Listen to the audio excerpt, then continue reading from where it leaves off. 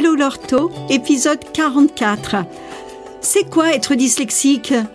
Comment aider un enfant dyslexique? Bonjour à tous, à votre écoute, moi c'est Laure, coach en dynamique familiale et orthophoniste certifié.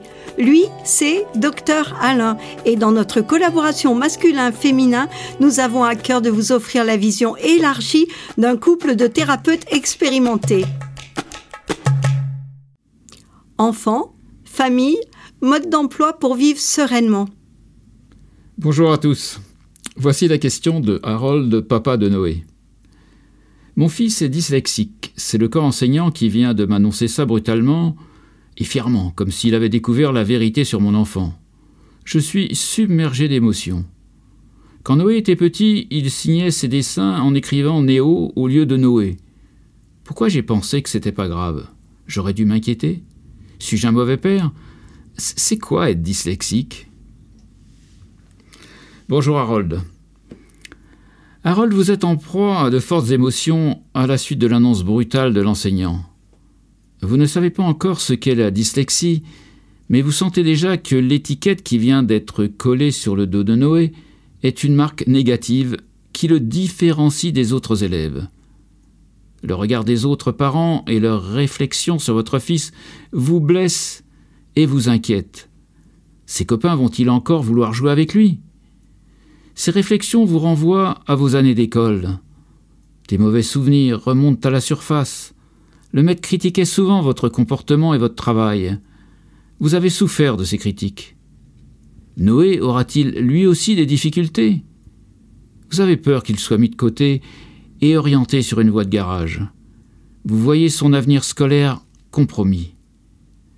Harold, ce que vous vivez est injuste.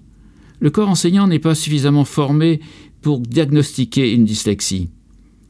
Il est même préjudiciable d'enfermer Noé sous une étiquette et de souligner ainsi aux yeux de tous des difficultés qui peuvent être seulement transitoires. Harold, je vous propose de regarder l'avenir de Noé autrement et davantage sous l'angle de ses compétences. Alors, peux-tu nous expliquer ce qu'est la dyslexie? La dyslexie est un trouble d'origine neurologique entravant l'acquisition du code écrit. La dyslexie, difficulté à acquérir la lecture, s'accompagne souvent d'une dysorthographie, difficulté qui porte sur l'écriture. Il existe plusieurs formes de dyslexie. Un diagnostic pourrait être posé en fin de CE1 après une évaluation par un orthophoniste. La dyslexie peut-elle être détectée plus précocement?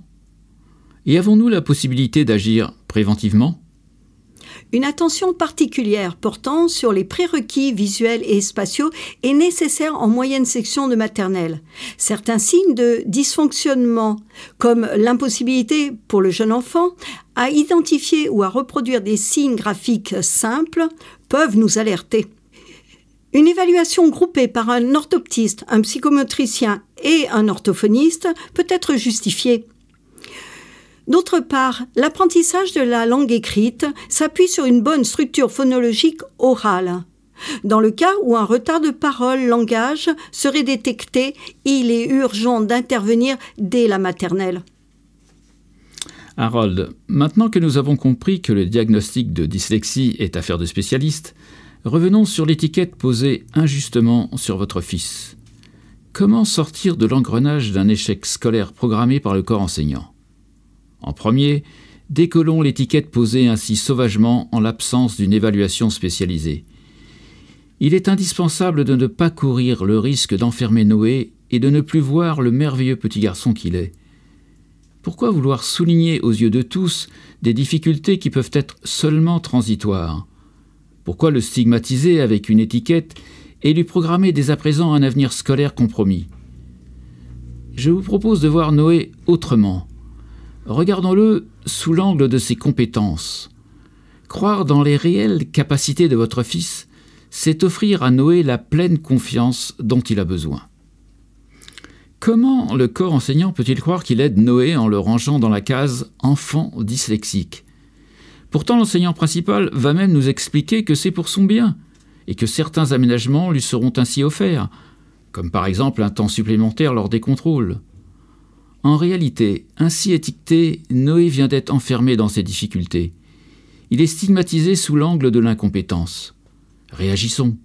La foi indéfectible dans les compétences de Noé lui donnera à coup sûr les pleins pouvoirs pour réussir sa scolarité.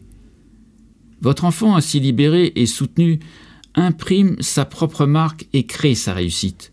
Le regard change autour de lui, et le corps enseignant lui-même verra que tout va bien. Pour effacer le souvenir de cette étiquette pouvant laisser une blessure chez l'enfant ou chez les parents, prenons soin de retirer toute trace de colle de cette marque négative.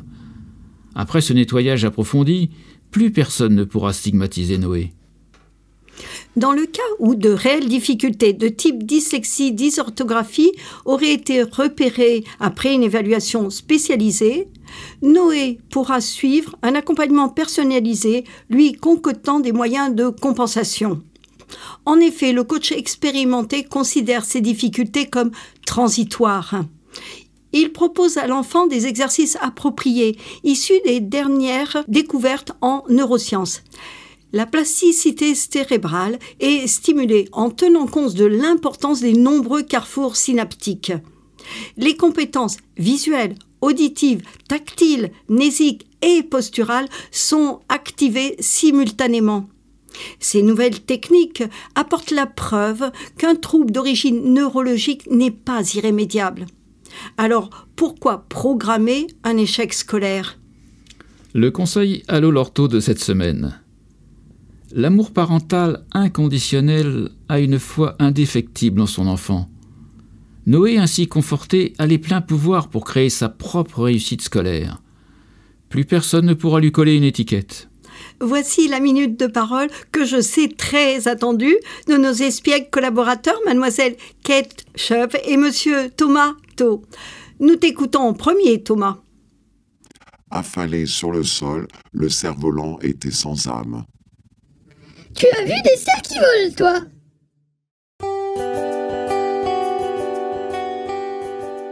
Ce podcast est fait pour vous. Il vous a plu ? Alors écoutez Allo l'ortho tous les mercredis. Confiez-moi toutes vos interrogations sur mon compte Instagram Allo l'ortho. Écrivez Allo A2LO, Laure L-A-U-R-E, Tau T-H-A-U-T. À votre écoute, je réponds à toutes les questions concernant les enfants de 0 à 20 ans. Votre question pourra être choisie lors d'un prochain épisode de podcast. Si vous souhaitez des conseils personnalisés et désirez aller plus loin dans la compréhension du suivi éducatif de votre enfant, j'anime des groupes de parole entre parents. J'assure également des modules de formation de jeunes diplômés dans leur toute nouvelle pratique professionnelle. Contactez-moi sur mon compte Instagram Allo l'ortho. Écrivez Allo A2LO, Laure L-A-U-R-E, Tau T-H-A-U-T ou laissez vos coordonnées au 06 19 62 12 39. Nous, Laure et Alain, vous disons